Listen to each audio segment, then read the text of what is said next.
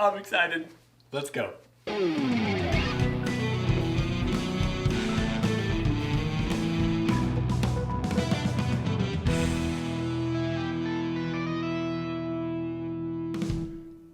gang, thanks for joining us for Tangent Mouse Studio 3. I'm Will Meadows. And I'm Sara Meadows, and today we're reviewing the game Silverfrost. This is the next game in the Everdell universe, and this is from Tabletop Tycoon.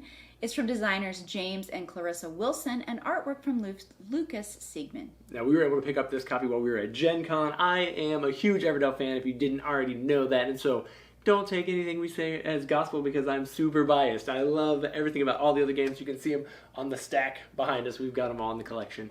And we're not even going to spend time really to overview the regular game.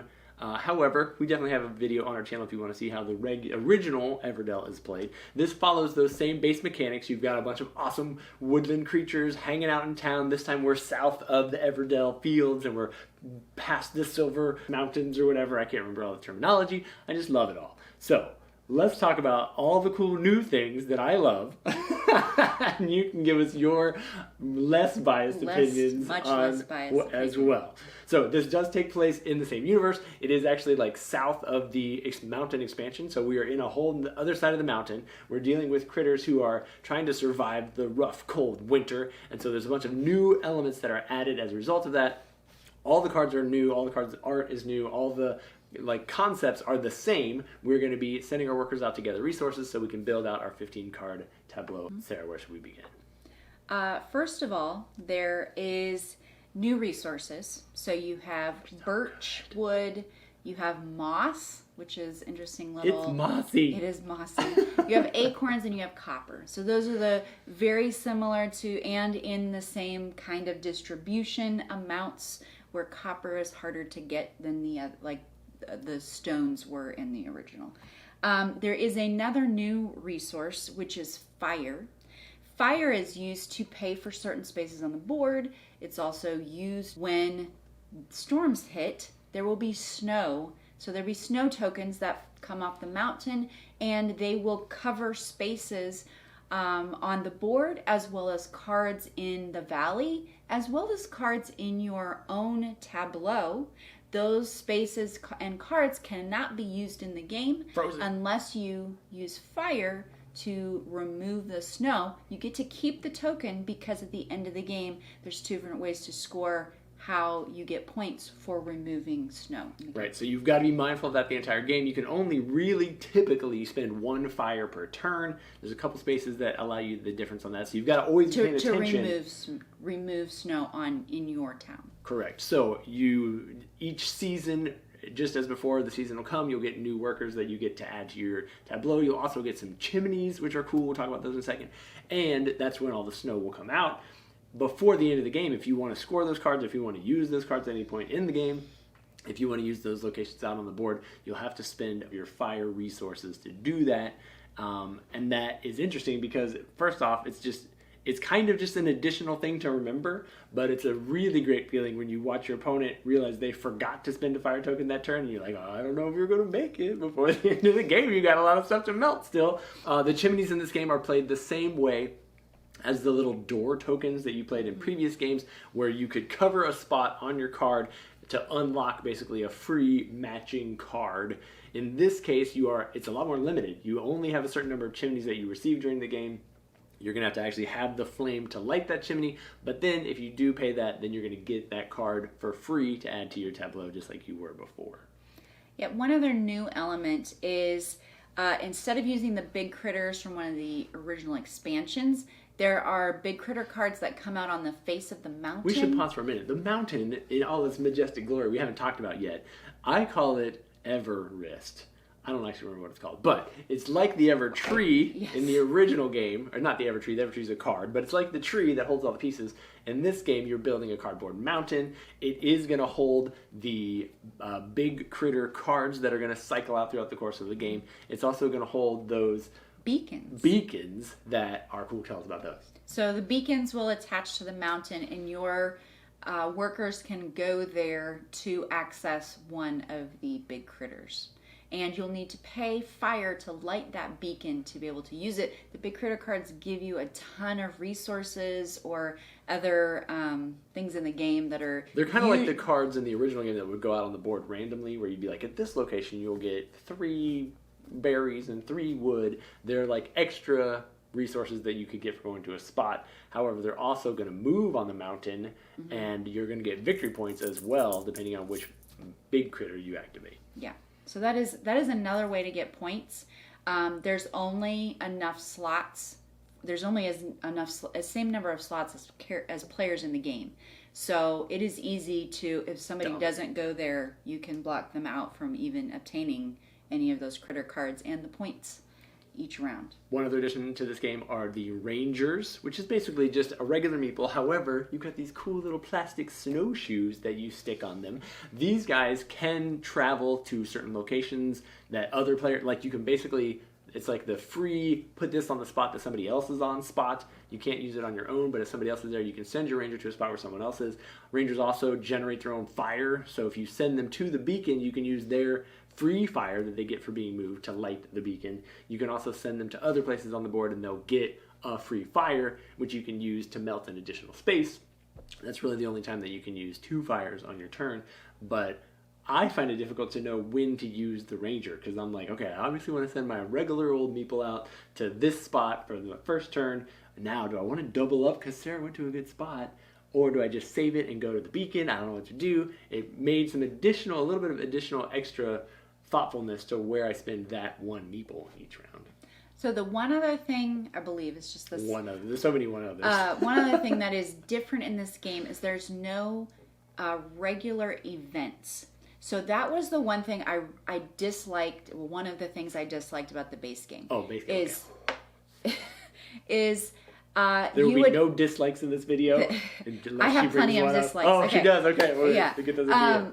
So in the base game, there's 4 cards that come out on the Ever tree, and most of the time it is very specific critters or constructions that you need to build. Sets of cards, and sometimes you just may not even if you play a game where you get lots of cards in your hand, you may not even see those cards. So you're not even able to fulfill those. I did really like in this new version that they've gotten rid of that, and there are some Highland events that come out. There's 4 for the game, and they are difficult to complete. And then there's a deck of other events, the Lowland events, that are pretty easy to complete. But they're not specific cards in the game that you need.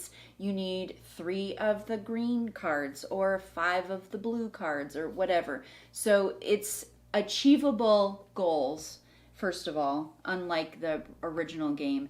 And you can get a lot of points. Yeah. You can get a lot of victory points for completing them. You do have to send a worker there every time to be able to complete it. And you'll also be dealt 1 at the beginning of the game. So you'll have a secret goal that you're trying to achieve. When you go achieve it, you can fulfill the card, get the 50 points on it, draw an additional goal. There are also some of the critters and other things in the game that allow you to fulfill goals at the same time. That can be really powerful because then you don't have to waste a worker to send them to the spot to be able to fulfill the goals.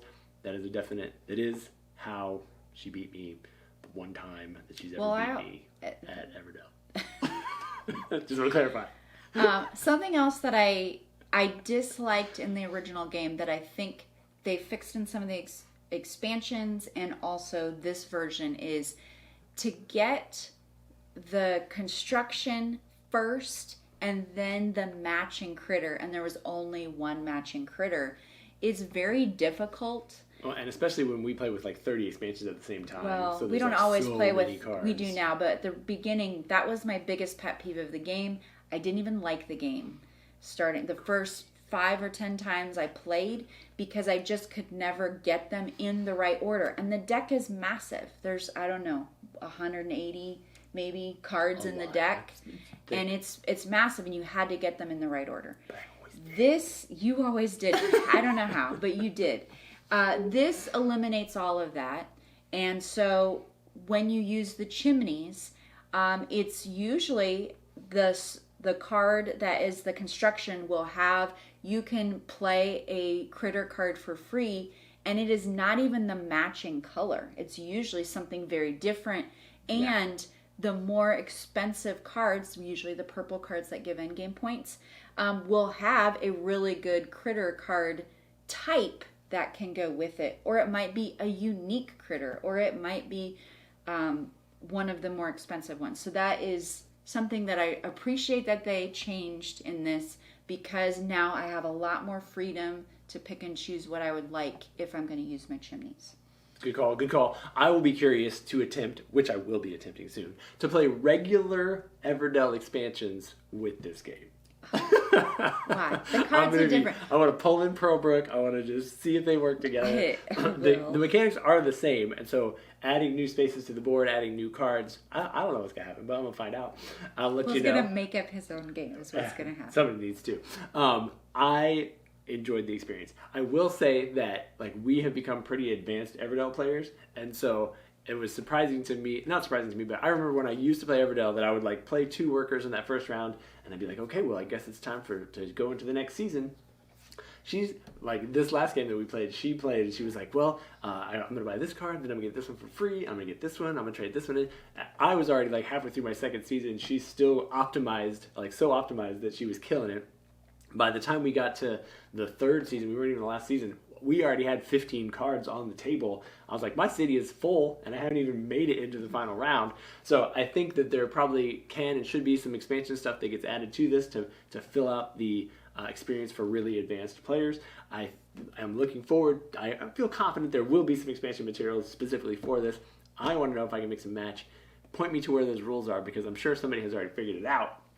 I'm confident that you could play with other games because they are so similar that you could definitely throw another sideboard in and get additional goals and things like that. I don't know. We'll see what happens. But I do have to say, I enjoyed this better than the base game. So if you haven't played Everdell and you like slightly heavier games, the snow element does up the intensity and difficulty just enough that if you like heavier weight games than whatever the weight of original Everdell is, this one would be a good one to jump into for that higher weight, because you have to not only build your town, manage your workers, manage your resources, but you now have to manage how much fire you spend at the right times to be able to eliminate the snow, and there's victory points involved in that at the end. How well you eliminate snow. You also get fire every new season for how big your town is.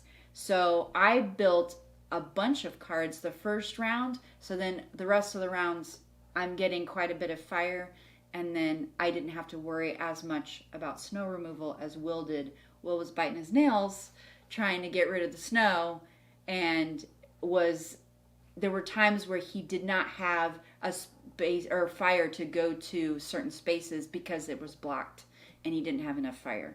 So I did like that, the one up level off of the original Everdell because of the snow. Yeah, I think the snow does add to it. It does change things up, which is nice. I agree with what you're saying that base Everdell is old now. There have been lots of improvements to it. Far Shore is another experience that's very, very similar, but adds enough differences to make it a different game. This one, I felt like Everdell in the winter. You could have just added a winter expansion with all the snow and the big critters and stuff to regular Everdell, and it would have been an expansion. However, as a standalone, I love that they added the different types of resources, and they made enough gameplay changes that it all the cards are different. Oh yeah, absolutely. So there's some of the green resource cards that are you're going to get a couple of whatever resource, and that is the same. But a lot of the other cards, the text is very different. Totally powers. Different. I really had to plan out my town differently to make sure that I was optimized in a different way than the original. So I did enjoy that, even though Everdell is not my favorite game. But it's probably getting higher. Thank you guys for tuning in. Let us know your thoughts on Everdell. If you are going to try to play some expansions with us, and let me know how it goes. I want to know that. And as always, thank you guys so much for tuning in, following along, liking all our videos here at Tantrum.